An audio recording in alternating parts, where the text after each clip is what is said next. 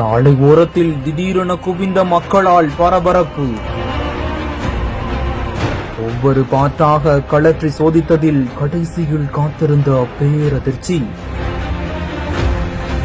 தேனி மாவட்டம் கம்பம் பகுதியைச் சேர்ந்தவர் தான் முருகானந்தம். இவர் அங்குள்ள தனியார் ஹோட்டல்ல வேலை பார்த்து வருவதா சொல்லப்படுது. அந்த வகையில நேற்றும் வழக்கம் போல வேலைக்கு வந்தவர் தன்னோட இருசக்கர வாகனத்தை ஹோட்டலுக்கு முன்னாடி இருக்கக்கூடிய அரச மரத்துக்கு கீழே நிறுத்தி இருந்திருக்காரு. இந்த நிலையில தான் நேற்று சாயந்தரமா அவரோட இருசக்கர வாகனத்துக்குள்ள ஏதோ ஒரு மர்மமான உருவம் புகுந்ததா அக்கம் பக்கத்துல இருக்கிறவங்க தெரிவிச்சிருக்காங்க. இதையடுத்து உடனடியா கம்பம் தீயணைப்பு துறையினருக்கு தகவல் கொடுக்கப்பட்டதுமே சம்பவ இடத்துக்கு வந்த வீரர்கள் பாதுகாப்பு கவசங்களோட இருசக்கர வாகனத்தை சோதனை பண்ண ஆரம்பிச்சிருக்காங்க. வண்டியோட பாகங்களை கழற்றியும் பெட்ரோல் ஊற்றியும் சோதனை மேற்கொண்டதுல வெள்ளை மற்றும் கருப்பு நிறம் கலந்த 3.5 அடி நீளம் கொண்ட தண்ணீர் சாரப்பாம்பு ஒண்ணு இருந்திருக்குது. தொடர்ந்து பாம்பு பிடிக்கும் கருவி மூலமா லாவகமா மீட்டு பிடிபட்ட பாம்பை வனப்பகுதியில விடுறதுக்காக தீயணைப்பு துறையினர் சாக்கு பையில போட்டு கட்டி எடுத்துட்டு போயிருக்காங்க.